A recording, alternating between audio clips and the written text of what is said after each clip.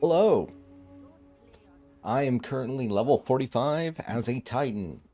A quick little rundown of what I think of the game so far. It's good, and it needs some rebalancing.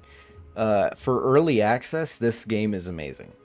Like, people don't really understand that when they open up the game, in the corner, it says version 0.01. Like, this game's basically an alpha, and it's such in a good state. Things will be balanced, loot will be improved. Like, I have such terrible loot, and we'll get to what I have in a moment. But things is, I am very hopeful for the rest of Path of Exile 2, and I will be playing it a lot, and I will be doing a lot of things with the build. Uh, the plan for this character at level 45 is I'm just gonna finish Act 3 and then try other characters. And like at this point, with the speed of the game, I kind of just want to taste other flavors of gameplay and see what I like to see what I want to push farther in. Because so far, while I do enjoy this, I do want to like have the platter and all that. Taste what I want. What is that?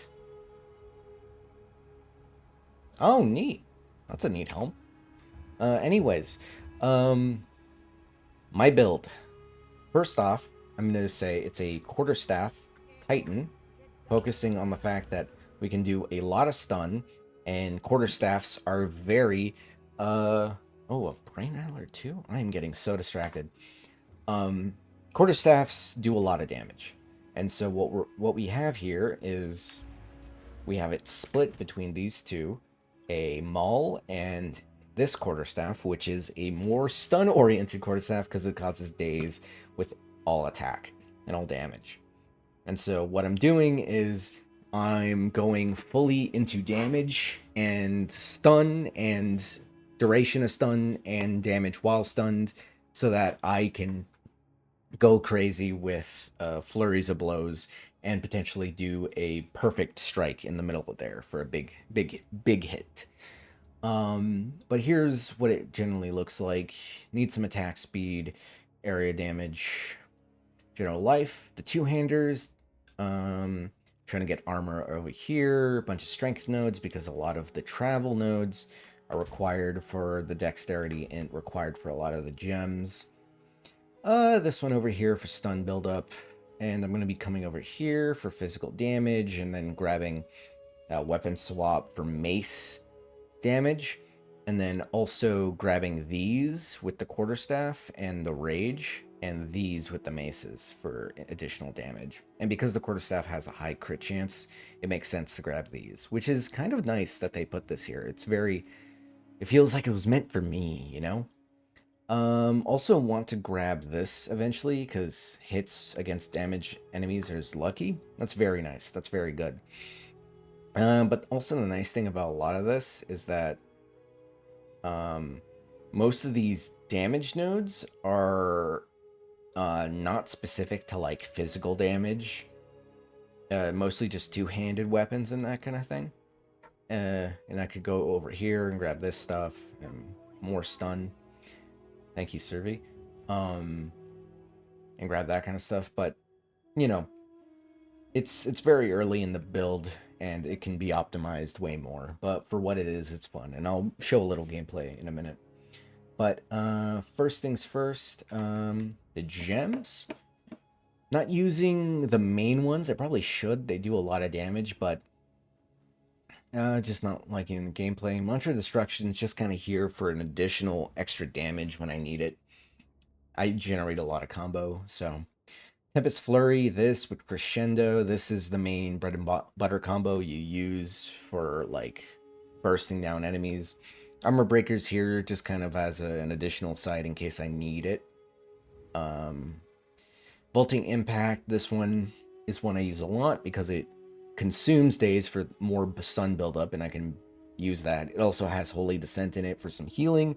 Fist of War just for a little extra damage. And Devastations so that I could do it into a crowd and break a bunch of armor. Overwhelming Presence, this helps reduce the stun threshold. Stampedes here, I'm just testing that out. There's a lot of stuff to test out.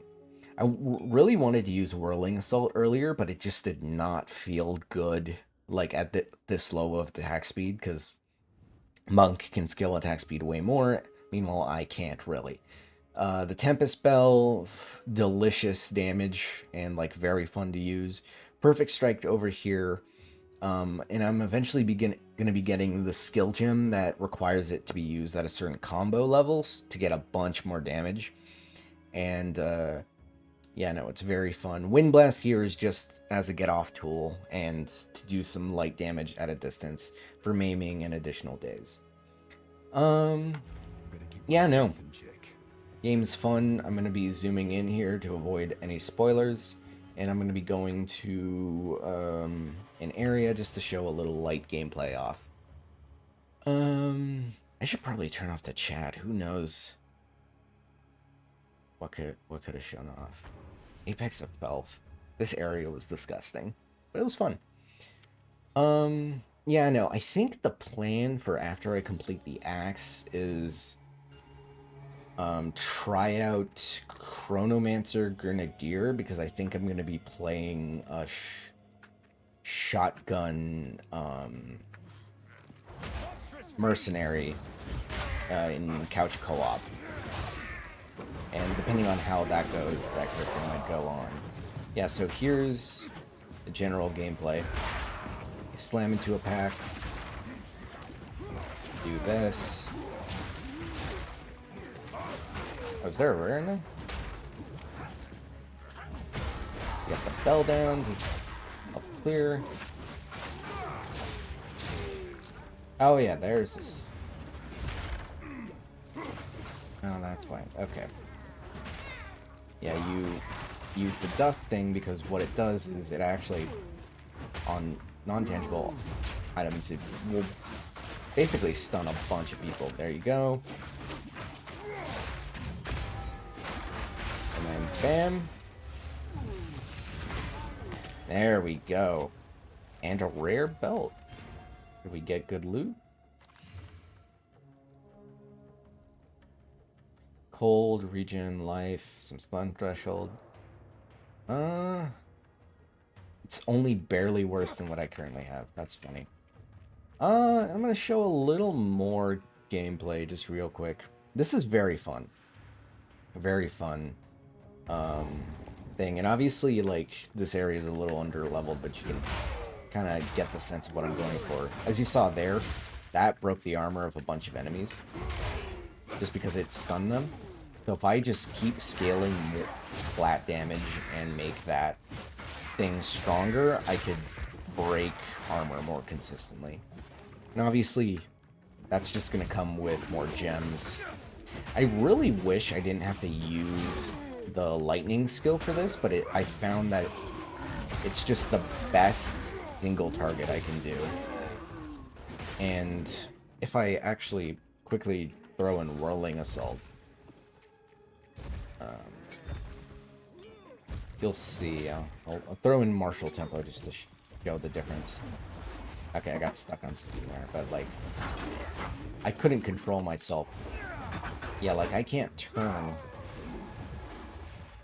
Yeah, and it feels a little awkward. I think if I put it on this, maybe it'll feel a little better, but like, I did destroy a boss by summoning the bell and then doing it.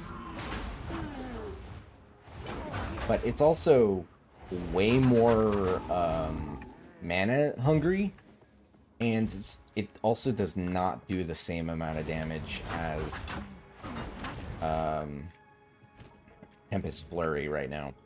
So I'll be testing it. I'll be upgrading it slowly just to see at what point does it actually start to feel alright.